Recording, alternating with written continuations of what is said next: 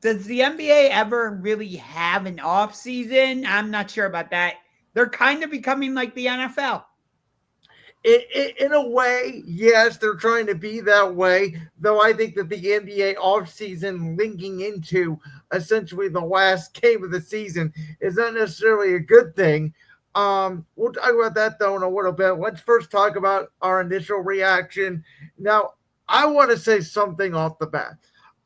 If you guys know, last Sunday morning, me and Josh, we did a special 1 hour edition of Championship Rings where we exclusively talked about Game 7. During that episode that aired, it was a special episode. We did not cut any clips of it or anything on our YouTube channel or anything like that. It was just an exclusive live show. I had mentioned that I believe that Tyrese Halliburton was not as hurt as he was allegedly said to be after game 5. I said I watched him in game 6. I watched him move. It did not look like he was laboring to me. I thought maybe it was a way for the Indiana Pacers to use gamesmanship on the Oklahoma City Thunder to sort of make them believe that SGA if Halliburton, if he was playing in game 6, that he would be hobbled. And clearly that was not the case about 5 minutes into game 7. We'll get into obviously if that would have changed the game or not. But I want to make that statement right off the bat here on today's show that, yeah, sometimes I say outrageous things. Yes, I got that one wrong. Tyrese Halliburton was clearly actually injured, and I do wish him a full recovery. Yeah. And, he started off the game well. He hit 3 deep 3-pointers, and Indiana was hanging right in there. Heck, even after he got injured, they had the lead at halftime.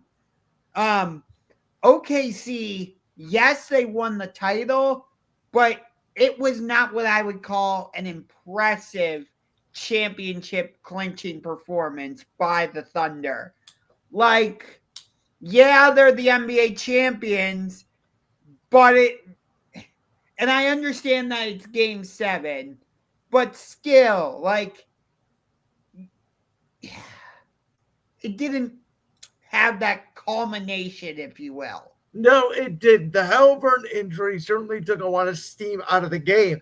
And I texted you at halftime when the Indiana Pacers were up by a point. By the way, I texted Josh immediately for those of you out there. As soon as it happened, I didn't even wait for them to come on the air and say it's Achilles. I said he tore his right Achilles. He's done. He's out for the entirety of next year. I said this is Kevin Durant all over again. But then at halftime, as you mentioned, Josh, they're up by a point, and I'm thinking, Otto, the Thunder are in trouble because I thought the Pacers were going to go back to the locker room, feel energized. Hey, guys, we're 24 minutes away from a championship. We have the lead. Let's do this without Halliburton. And it turns out from about 4 minutes left in the third quarter to about 7 minutes to go in the ball game, the Oklahoma City Thunder not only went on their patented 19-2 run to bloom the lead from 4 to 21, but the story of the game was the only guy in the second half who could score a basket for the Indiana Pacers about midway for the fourth quarter was freaking TJ McConnell. Everybody disappeared. Pascal Siakam disappeared. I mentioned in our show on Sunday, I thought the key to the game for the Pacers, Miles Turner was going to have a big game, and he basically no-showed. Nemhard pretty much no-showed. Neesmith pretty much no-show, and it was TJ McConnell out there for the most part playing 1-on-5 basketball in the second half of Game 7 of an NBA Finals game. Yeah, Shea didn't have a great game for Oklahoma City. Neither did Jalen Williams. It was really like Chet Holmgren coming on late in the second half to seal it for OKC. And that was more defensively. Yes, it wasn't really offensively. I wouldn't say anybody on OKC had a great game offensively. After the game, I wasn't like, okay, that was a fantastic Game 7 performance by SGA. No, really by nobody. And the crazy thing is, I know you have probably heard this stat that's been going around. Do you realize that the 3 threes Tyrese Halliburton made in the first quarter, he made the most threes out of anybody in the whole game? Yeah, like, did OKC deserve it? Yes, they were the best team all season.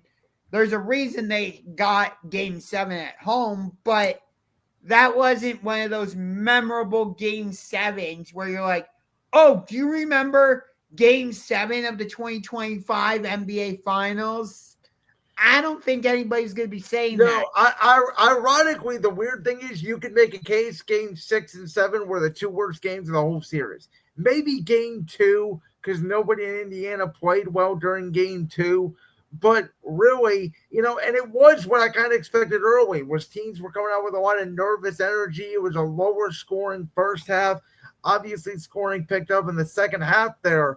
But yeah, and here's the thing about SGA. He may have averaged 33 points a game. He may have been Finals MVP. He may have been regular season MVP. He may have as Adam Silver even said on the stage when they gave him the trophy Sunday night, he may have even had one of the best seasons that the NBA has seen statistically in the last 2.5 decades.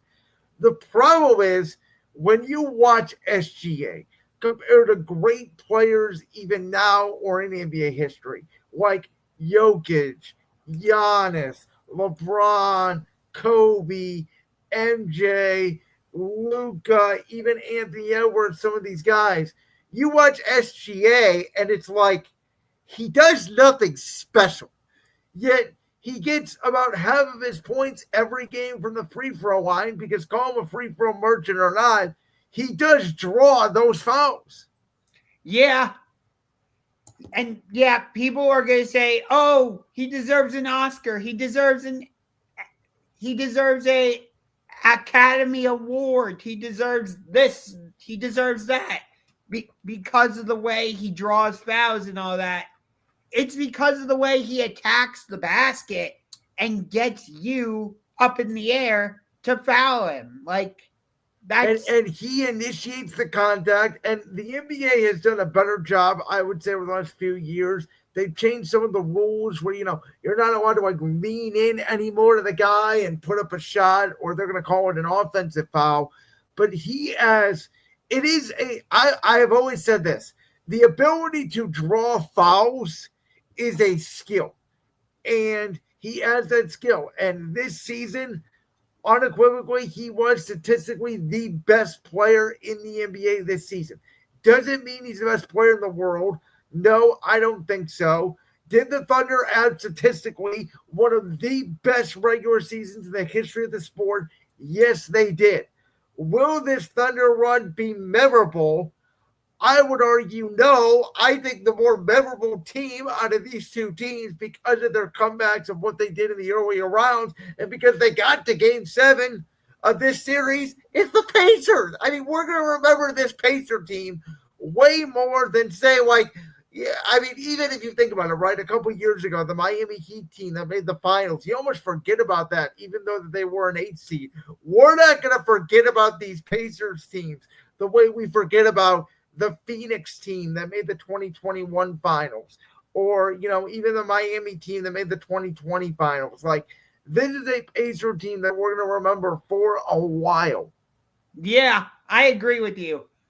And, on recent shows, I've been saying that OKC could become a dynasty. I'm not so sure about that now. Even though they have all the draft picks, they have a lot of salary, a lot of these guys that they have coming off their bench, they're probably going to want to go to other teams and be in starting roles, like an Aaron Wiggins, for example, or Kendrick Williams, just to name a couple. And are they going to be able to find those next pieces to surround Jalen Williams, SGA, Chet Holmgren? Well, here's the other thing. Like it or not, Adam Silver made it very clear last night during the first round of the NBA draft when he said, it is a new era in the NBA where small market teams, big market teams, everybody feels that they have a chance to win the championship with this new second apron. And we're going to talk about, obviously, what the Boston Celtics have already done to shed some salary. Adam Silver has made it very clear he does not want dynasties. He does not like dynasties in this new NBA. And so, yes, I think it's going to be very hard. If OKC was in the East, I think all like Boston last year, who you could make a case maybe was even deeper than OKC this year, you can make a case for it. It's certainly debatable. I think we would be having a different conversation than if OKC was in the Eastern Conference compared to the Western Conference. Yeah, I mean, and you look at the Western Conference, you got Dallas, you got Houston, who took a huge step. You got San Antonio, Minnesota, the Clippers, Denver, the Lakers.